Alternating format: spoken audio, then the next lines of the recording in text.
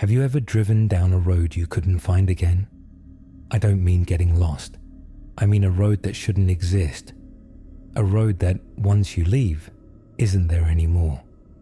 I didn't believe in that kind of thing either, until last night. I was driving home from a work trip, heading through rural Pennsylvania. It was late, around 2 a.m., and I was exhausted. I should have stopped for the night, but my GPS said I had just under an hour left. I figured I could push through. Then, I saw it. A green highway sign on the right. It wasn't on my GPS.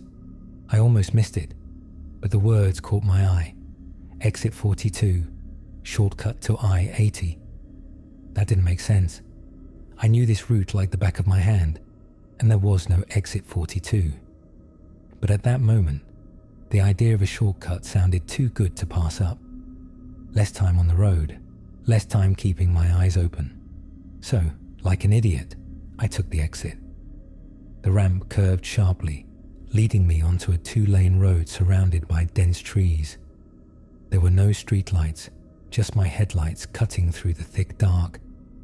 My GPS glitched for a second, then the route updated. Estimated time saved, 21 minutes. Seemed like a win, until I realized something was wrong. I had been driving for nearly 10 minutes, but I hadn't passed a single road sign, house or cross street. Just the same endless stretch of pavement, the same dense trees pressing in on either side. Then my headlights flickered, just for a second. But in that second, I saw something up ahead. A figure standing in the road. I slammed the brakes, my tires screeching. My heart pounded as I squinted through the windshield. The figure was still there. A woman, barefoot, wearing a thin white nightgown. Her hair hung in tangled strands over her face. She wasn't moving. I fumbled for my phone, but no service. GPS, frozen. I honked the horn. "Hey, you okay?"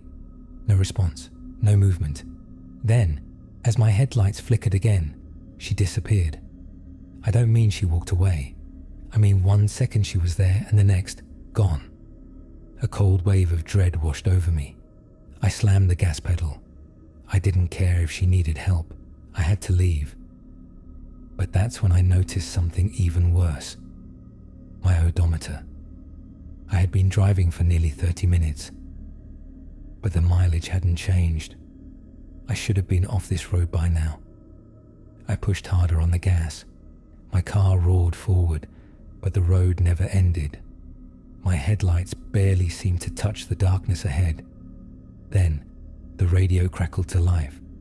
At first, just static. Then, through the white noise, a voice. Software female. Turn around. I nearly lost control of the wheel. My hands were shaking, my breath shallow. I didn't want to turn around. I just wanted to get off this damn road. Then up ahead, headlights.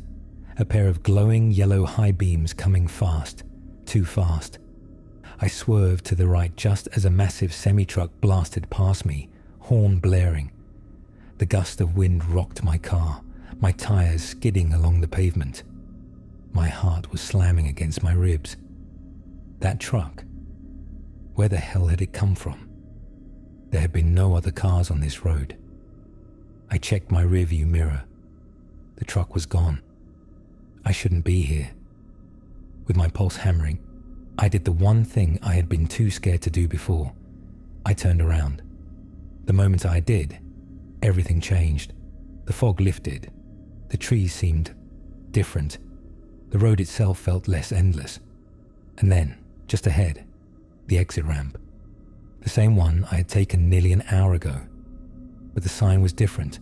Not green, not a shortcut. Just an old, rusted metal sign covered in graffiti. Faded words barely visible beneath the spray paint. No exit. I didn't stop. I didn't look back. I sped up that ramp and merged onto the highway, my hands still shaking on the wheel. I don't know what road I took that night, but I checked the maps this morning. There is no exit 42.